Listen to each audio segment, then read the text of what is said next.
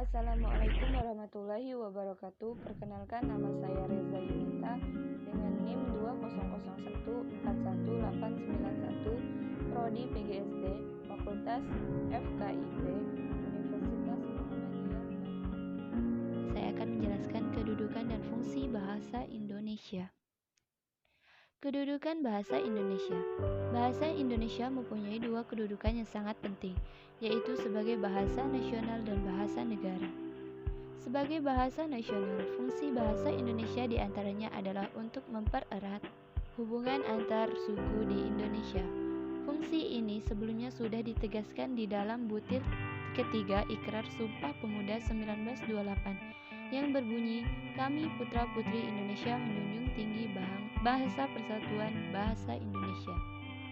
Dalam kedudukannya sebagai bahasa nasional, fungsi bahasa Indonesia adalah sebagai lambang kebanggaan kebangsaan, identitas nasional, alat perhubungan antar warga, antar daerah dan antar budaya, serta alat pemersatu suku, budaya, dan bahasa di Nusantara.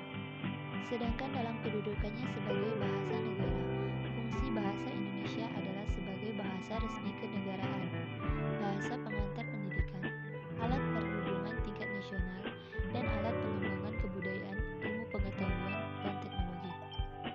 Adapun beberapa fungsi bahasa Indonesia diantaranya yang pertama, sebagai lambang kebanggaan kebangsaan, lambang identitas nasional, alat penghubung antar warga, antar daerah, dan antar budaya, serta pengembangan kebudayaan, ilmu pengetahuan, dan teknologi.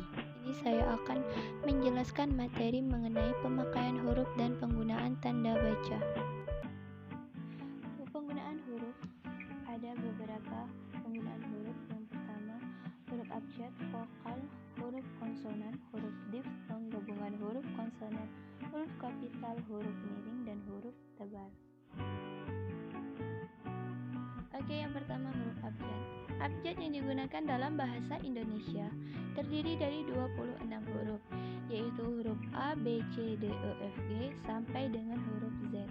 Untuk cara pembacaannya yang lebih jelas, silahkan lihat dalam tabel yang sudah saya sediakan.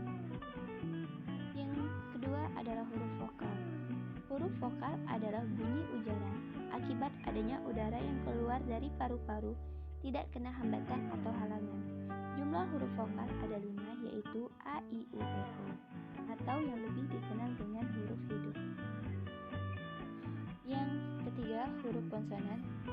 Huruf konsonan adalah bunyi ujaran akibat adanya udara yang keluar dari paru-paru yang mendapat hambatan atau halangan.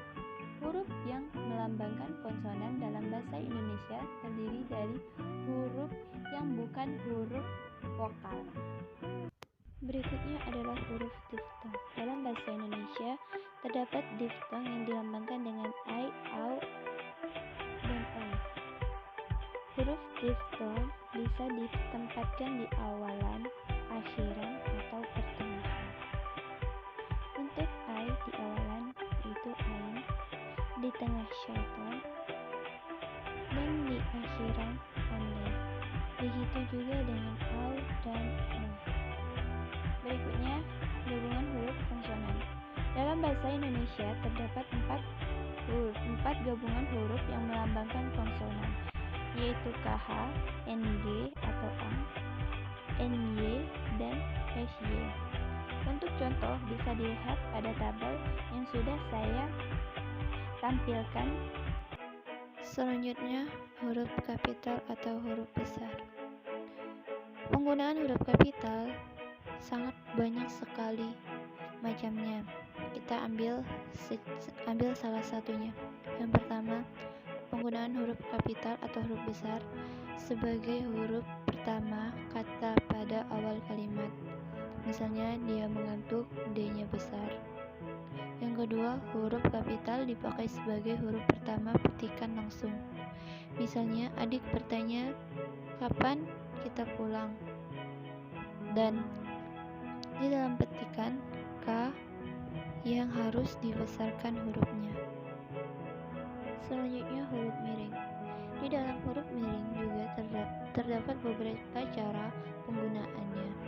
Yang pertama, huruf miring dalam cetakan dipakai untuk menulis nama buku. Kedua, huruf miring dalam cetakan dipakai untuk menegaskan atau mengkhususkan huruf, bagian kata, atau kelompok kata.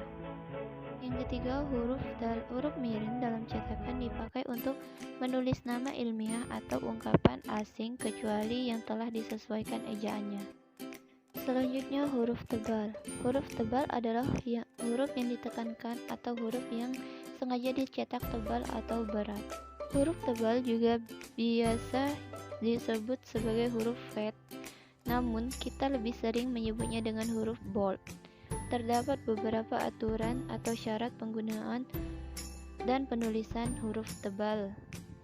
Yang pertama, huruf tebal digunakan untuk menuliskan judul buku, bagian bab, daftar isi, daftar tabel, daftar lambang, daftar pusaka, indeks, dan lampiran.